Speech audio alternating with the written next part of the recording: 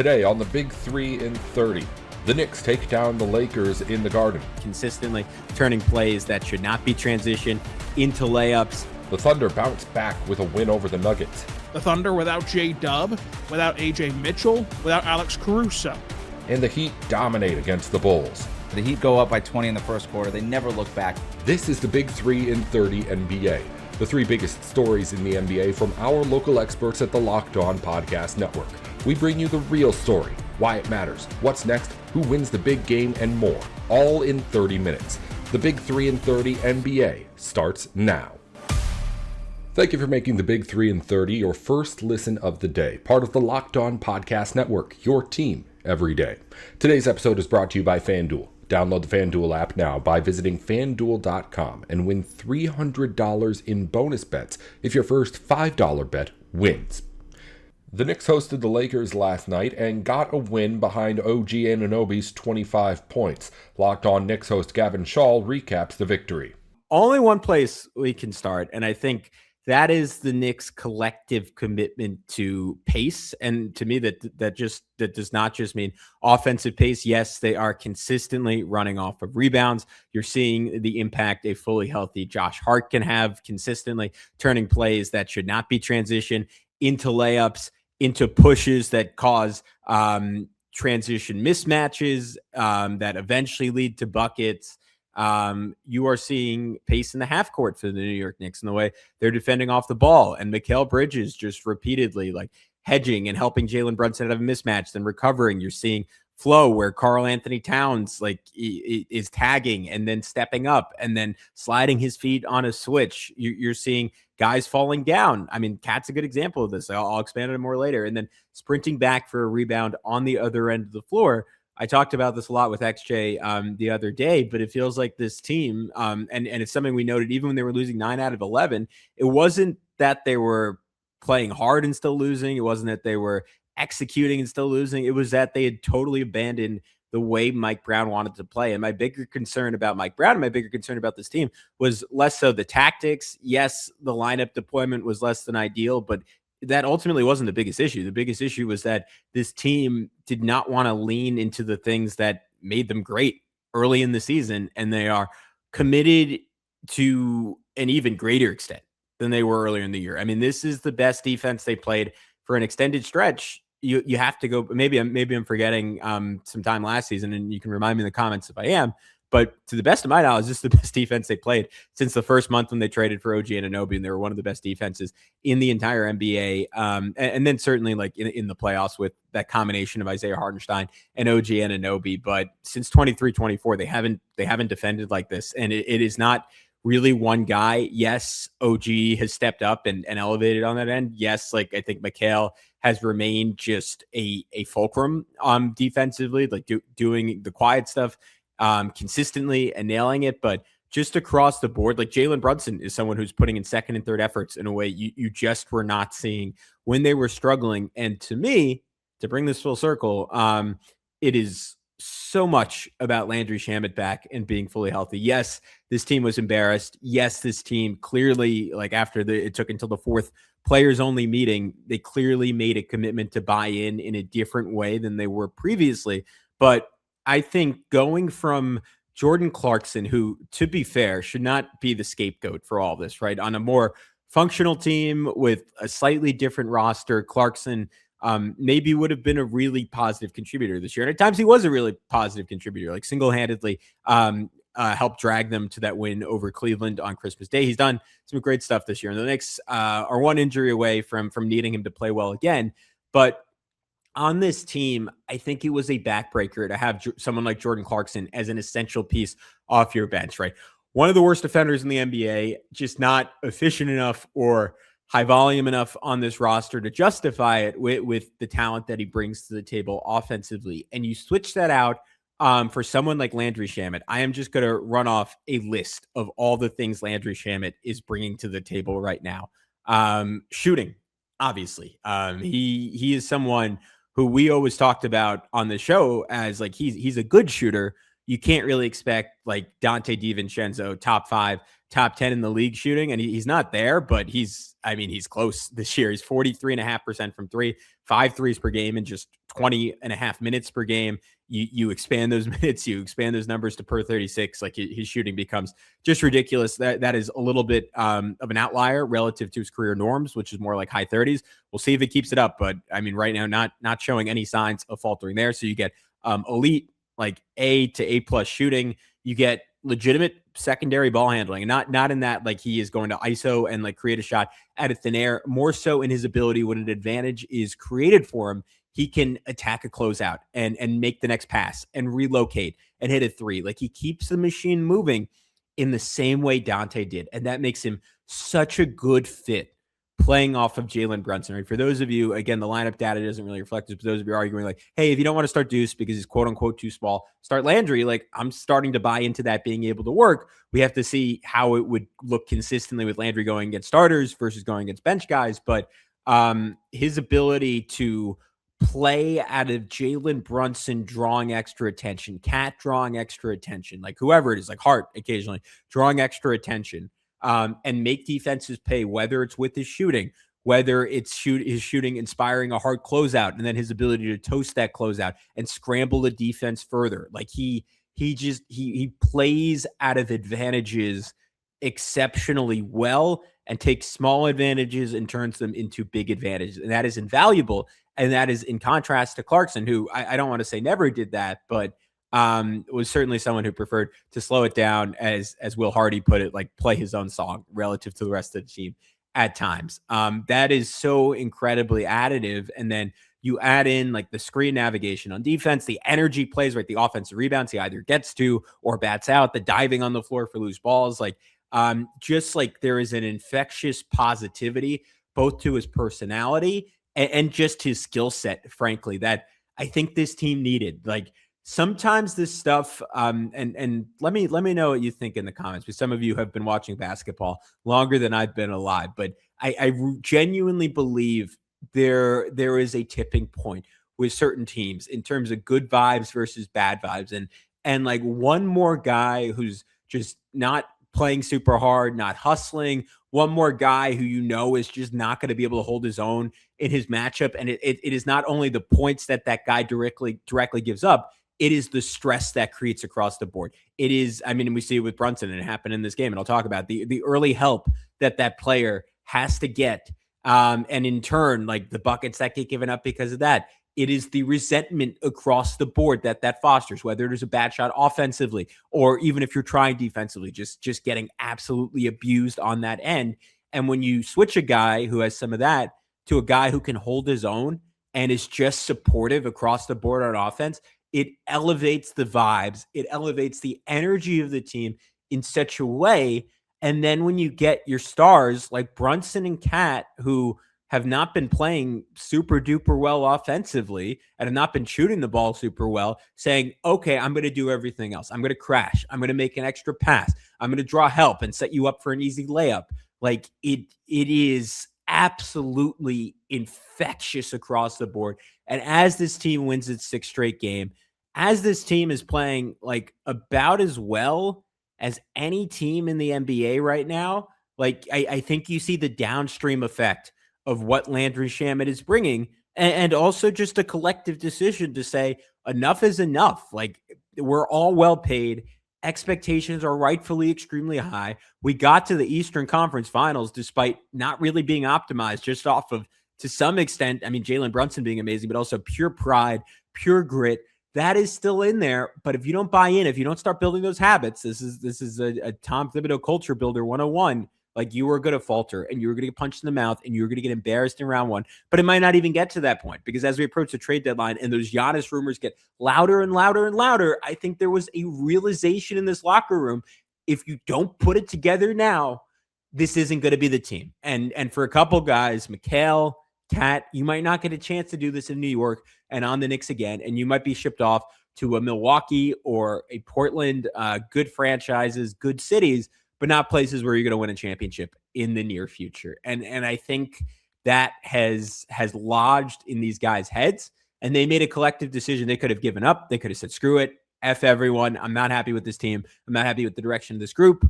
I'm done. And instead they bought in. And we are seeing the effect of that. And this team, frankly, they look like a title contender right now. Yes, they're going to need Cat to turn it around and shoot better and drive better.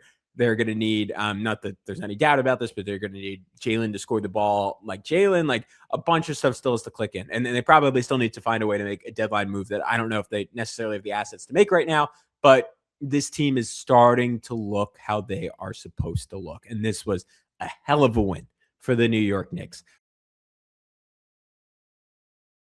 It's the last call for football on FanDuel. One final Sunday, one last kickoff. The final chance to get in on the action before the NFL season is officially coming to a close. This is Super Bowl 60, and FanDuel is making sure you're right in the middle of it with a special offer just in time for the biggest game of the year. Whether you're backing the favorite, riding with the underdog, or building one last same-game parlay, this is the game everyone's been waiting for. This is where predictions turn into plays, stats turn into storylines, and every snap feels bigger. It's the perfect way to cap off the season and make the Super Bowl even more exciting from kickoff to the final whistle. If you're a new customer, bet just $5 and get $200 in bonus bets if you win. Make it count because after the Super Bowl, the season is over. Last call for football on FanDuel, an official sportsbook partner of Super Bowl 60. Visit FanDuel.com to get started. Welcome back to the Big 3 and 30 NBA. The Thunder had lost 3 of its last 4 games going into last night against the Nuggets, where OKC took care of Denver in Nikola Jokic's second game back from injury. Ryland Stiles goes over the win on Locked On Thunder. Whenever you look at this game, obviously the injuries will be part of the story, if not the whole story. The Thunder without J-Dub, without AJ Mitchell, without Alex Caruso. Massive, massive pieces for OKC. While only one of them technically starts, J-Dub, of course, being the starter, that's an all-NBA, all-defensive player in J-Dub, who is invaluable to what they do on both ends of the floor. AJ Mitchell is a top 3 shot creator on this team, joining J-Dub, their number 2 shot creator, and SGA. And then Caruso, especially in a matchup like this, you saw how important he is with what he can do from beyond the arc at times and also what he can do defending Jokic. This was a big loss for OKC. Not to be undone or overdone by Denver, who were without Aaron Gordon, Mr. Nugget, who was key in that series, switching a series against OKC last year. Cam Johnson, the big addition that you've heard me on this show brag about for Denver for half a year now, and Christian Brown. But it was still a matchup of number 1 versus number 2 teams. For as beat up as these two teams have been all year long, for as many times as you can wonder if there was a slide coming, or for the Thunder outright said that they were in the midst of a slide, still, we got to February 1st, this date that the NBA pushed this game to have all 4 contests between these two teams crammed into the end of the year. We still got here 1 versus 2 in the West, as we all expected. But this game cannot change anything. And that's the case no matter the fact that the Thunder won by a lot or had the Thunder lost by a lot. This game is not indicative for 48 minutes of what this series will look like. I still believe both teams will make it to face one another in the postseason. Both teams will make the Western Conference Finals, and at that point, I think it'll be a coin flip. But this game was certainly impressive for Oklahoma City because there have been these battle of attritions that, frankly, Denver has been better at handling so far this year than OKC has by and large. And of course, Denver has had to go through it with not only these 3 guys that we just talked about, but also Nikola Jokic being out for an extended period of time. The Thunder have been fortunate that while they have had a rash of massive injuries, SGA has remained healthy. And the Thunder in this game, they got into some really impressive actions. They tried the big-to-big lob right out of the gate, but they got 2 wide-open case and triples. They got shot a good look at the low block. SGA got to work in the mid-range. And this offense flowed for the first time in a while, it felt like, for Oklahoma City. Peyton Watson, though, was unconscious throughout the entire game, but especially that first quarter, had 10 points in the opening frame. And this Thunder team, to their credit, worked harder on the offensive glass than they have all season in that first quarter. And that effort and energy and intensity, it sustained itself for 48 minutes. And this is a living, breathing example of what we talked about on Friday. You everydayers remember. It wasn't about the fact that a beat-up Thunder team lost to Minnesota. It was about the fact that the Thunder did not just show up in that game. Didn't even give themselves a fighting chance to win in this game. The Thunder in this one not only gave themselves a fighting chance, but they hit more shots than you would maybe expect them to, clearly, from their recent stretch, and were able to go wire to wire and get a win. Getting up by 10 points in the second quarter, figuring out all the different ways that Denver was trying to attack them. Denver's zone defense, which was really good for Denver last year in the postseason, came out. Isaiah Joe bangs a 27-foot three-pointer immediately to help OKC subside there. Denver, the Thunder did a great job of making Denver's best offense for segments of this game dump it into Valanciunas and just let him have it. Let him have whatever he wants. And whenever the Thunder are knocking down timely threes like they did tonight, that is the exact recipe you want if you're Oklahoma City. Let Valanciunas control the secondary unit at times, and you just hit your threes, and you can match them bucket for bucket, and yours are worth more than his more often than not. But the three-point shot, as we always say, is the great equalizer. What kept this game close early on was both teams had some impeccable shot making. In the first half, the Nuggets kept trading blows with OKC from beyond the arc. An 8-0 run for Denver to close the half was huge. That was only undone by Kaysen's corner three. We'll have, of course, way more on Kaysen's big night coming up. But OKC, I thought, weathered the storm in this one. For whatever times that Denver tried to make a push, the Thunder had an answer. And yeah, it wasn't always perfect. The Thunder did turn it over a little bit too much. That's to be expected when you're lacking any creator outside of SGA. And then it's also kind of compounded on itself when you do bobble away some easy ones, like iHeart had a bobble away turnover that was not necessarily due to not having any creators. But the Thunder did not panic in those stretches. In those stretches where Denver was hitting threes and your turnovers piled up, while you at home might have been panicking, this Thunder team did not pack it, and this Thunder team did not change how they played at all. And in those messy parts of the game, it's what led OKC to a massive win in Denver. And so they always had the answer, the Thunder did, to eventually get up by 18 points at the end of the third quarter. And then you looked at it and said, you know what? I know it's 18 points, but man, no Shea plus Jokic minutes coming up here. And Shea gets back into this game with the Thunder up 110-95 to close out the game, and close out the game he did as OKC wins 121-111. OKC got up by 18 points and never trailed, never tied in this one. The Thunder tied Denver in rebounding 39 all. Denver had 17 turnovers to OKC's 13. Surprisingly enough, the Thunder were -6 in points in the paint, a category that the Thunder typically dominate. Denver 12-5 in second chance points. OKC 11-6 in fast break points. And then here's the kicker. The Thunder simply won the possession battle. And the Thunder shot 49% from the floor, 39% from three, and 81% at the charity stripe, while Denver shot 49% from the floor, 45% from three, and then 70% at the charity stripe. But the Nuggets did that on less attempts and less makes, and that's what led to this lopsided affair. Whenever OKC shoots simply above league average in makes, I mean, they hit like 13 tonight, the league average is 12, then they have only lost twice this year. Whenever they have those circumstances, if you can hit above 12 threes, tonight they hit 19 in this game. And it proved it again today. If they're making their shots, they can bend the defense in such unique ways. And I thought that the Thunder deserve a lot of credit for coming out with their hair on fire from the word go, with their energy and intensity. And I thought that Nikola Jokic, what they did to him was impressive. Sure, Nikola Jokic is still working his way back in, but you can never take for granted the ability to hold a Paul Bunyan-like larger-than-life figure to 9 shot attempts and 6 turnovers.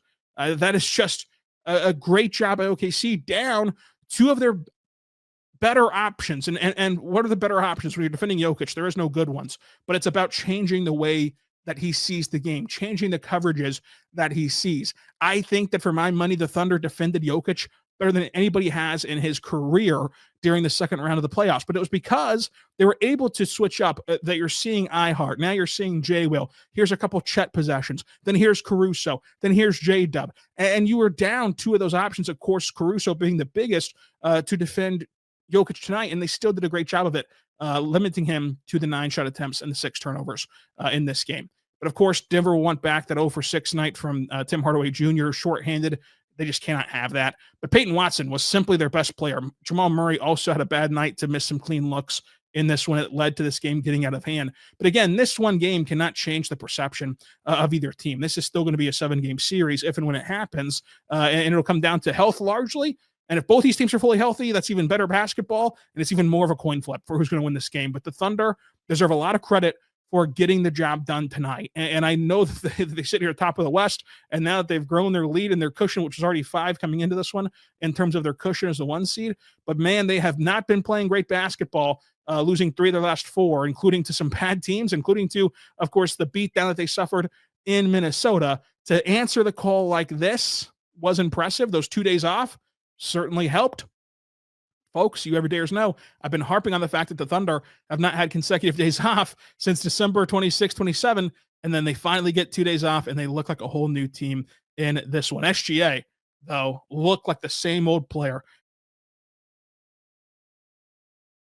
It's the last call for football on FanDuel. One final Sunday, one last kickoff. The final chance to get in on the action before the NFL season is officially coming to a close. This is Super Bowl 60, and FanDuel is making sure you're right in the middle of it with a special offer just in time for the biggest game of the year. Whether you're backing the favorite, riding with the underdog, or building one last same-game parlay, this is the game everyone's been waiting for. This is where predictions turn into plays, stats turn into storylines, and every snap feels bigger. It's the perfect way to cap off the season and make the Super Bowl even more exciting from kickoff to the final whistle. If you're a new customer, bet just $5 and get $200 in bonus bets if you win. Make it count, because after the Super Bowl, the season is over. Last call for football on FanDuel, an official sportsbook partner of Super Bowl 60. Visit FanDuel.com to get started. Welcome back to the Big 3 and 30 NBA. The Heat and Bulls played their 3rd straight game against each other last night, with Miami dominating from the start this time around in Miami. Locked On Heat's David Rammel and Russ Goldberg break down the victory. The Heat's blowout win over the Bulls, 134 to 91. This game was not close, pretty much ever. The Heat go up by 20 in the first quarter. They never look back. But David, before we get into like the nitty gritty of this game, man, I'm getting worried. Why? Is it the cold? It's a brisk 38 degrees today. No, I'm getting worried, man, that the Bucks are watching these games and they're going to demand Pelle Larsson in a Giannis trade. 20 points on 8 of 11 shooting, was a plus 33 in his minutes tonight. How do you watch these games lately? And if you're the Milwaukee Bucks, and how do you watch these games and not say, I want that guy in any Giannis trade? I'm almost like to the point where I'm like, just shut him down. Like you can't showcase this guy anymore. He was phenomenal tonight, David.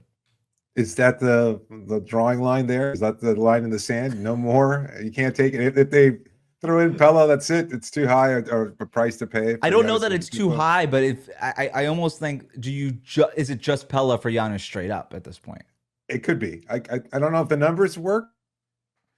Yeah, you'd have to throw in the Terry Rozier contract, obviously. You'd have to put that in there.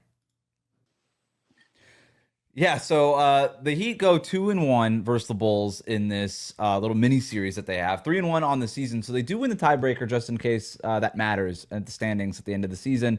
They're going to take a 2-game lead in the loss column on the Chicago Bulls, but this is, David, I can't believe I'm saying this again, man. This is potentially another play-in matchup, right? Like the Heat right now are in a battle with the Sixers to try to get that 6th seed right now. I think realistically, maybe this team can get as high as 5 in the Eastern Conference, but they're neck and neck with Philly for that 6th seed, and they're also sort of right there now. Again, just a 2-game lead in the loss column on the Chicago Bulls. But look, these are important wins. It's a blowout win over a Bulls team that you've seen now 3 times after tonight. The fact that you were able to blow this team out, I think, at the end of this, is a pretty good punctuation. We haven't talked since the Saturday night game where that was as disappointing of an effort that I've seen from the Miami Heat this season. This was a good way to bounce back. Yeah, absolutely. I mean, you've got to find a way to win against a Bulls team that's kind of looking and struggling with their own identity. They're not a particularly good team. They've been pretty inconsistent themselves as well, and they're embroiled in trade talks just like Miami is. And after Thursday night's game, we wondered whether or not the Heat locker room might be affected, or Wednesday night's game, we talked about whether or not the Heat locker room might be affected by all these Giannis rumors and everything else like that. And then they won against Chicago, but they lost on Saturday. It's just, for a team that has been as inconsistent as Miami, you don't look at any kind of win. Don't take any win for granted. You find a way against the Bulls the way they did tonight, where they blew them out, and it makes it look easy. But you know what?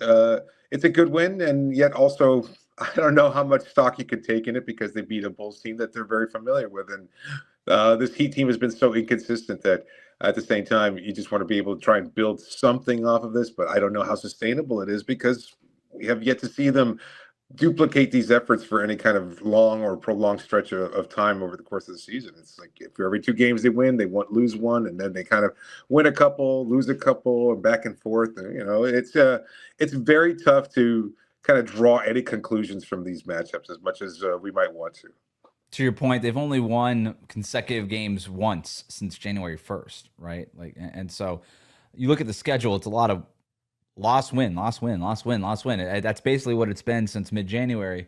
But look, that Saturday night game against Chicago, like I said, that was maybe the worst effort I had seen from a Heat team in the last few years of covering them. I just thought defensively, they were just allowing dribble penetration over and over again. They weren't crashing the offensive boards. That was a team that did not want to be playing on Saturday night. They looked every bit of it. And yes, they made a little comeback in the fourth quarter.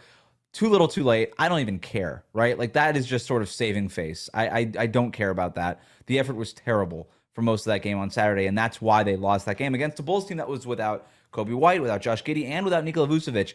And you hear Eric Spoelstra at the end of the Saturday night game talking about not playing Khalil Ware in that game because of the matchup, and then how Bam had a hard time. I hear the broadcast talking about how Bam is having a hard time because Patrick Williams is fast and he can't take him off the dribble the same way he can like Nikola Vucevic. And my response to all that was, it's Patrick Williams. I don't care.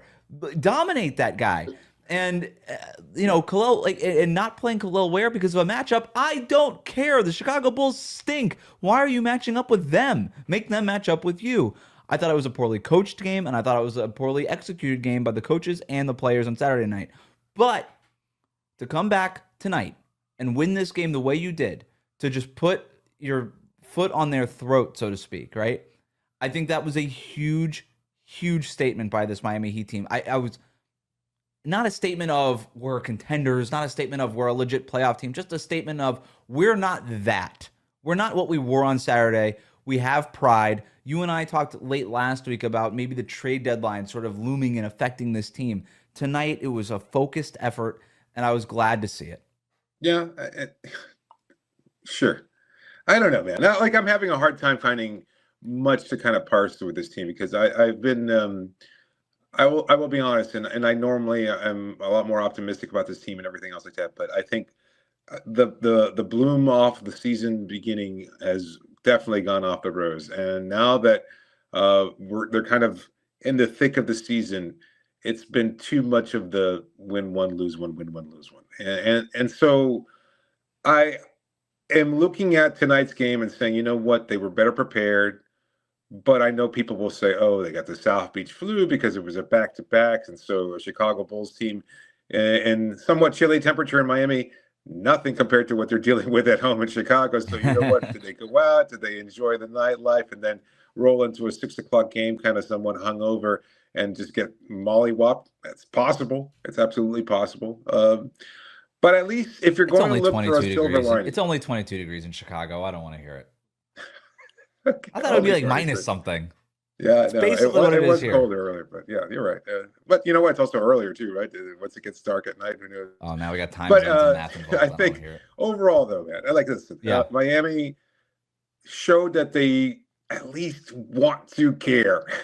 Like, you know what? That sounds like the weakest thing possible, but I'm looking for signs of life, and I want to believe. I feel like the X-Files tagline. I want to believe in this team because I believe think in that what they're though? built. What? Believe in what? Like, you want to believe in this team? Believe in what? Like, believe in this team can do what? I believe they could be better. They've been great. I think there's moments of real greatness punctuated with moments of absolute crappiness. And so I know that's kind of par for the course. That I guess if you look at it in the balance, it would say this is a pretty mid team. And I get that perspective, but I think there's enough goodness there. I think there's enough with the coaching and enough with this roster to say that, you know what, they can build towards something. They can, if they play the best that they can, and we've seen those moments, I think they are a very, very good team. But what does Not that a mean? contender. I'm going to push you on this. No, Like, what contender. are we I don't even think they're a talking contender. about? I think Like, they're a team that can win a first round series. Okay. And challenge a second round series. All right. I still think they're that. I still think they're that. I To don't your know. point. I wouldn't be Who surprised knows? if they get. They got to make it out of the ousted play-in in the first, play-in right? tournament. Yeah, exactly. So, look, I hear where you're coming from, David. I'm just at the point now. I'm like, just don't embarrass me. Just don't embarrass me. And I was embarrassed on Saturday, and I wasn't embarrassed today. And I'll take that as a W.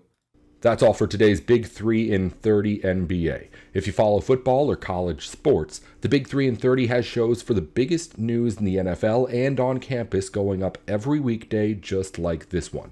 Just search the Big 3 in 30 NFL or the Big 3 in 30 college wherever you're listening or watching now. Thanks again for tuning in to the Big 3 in 30 NBA.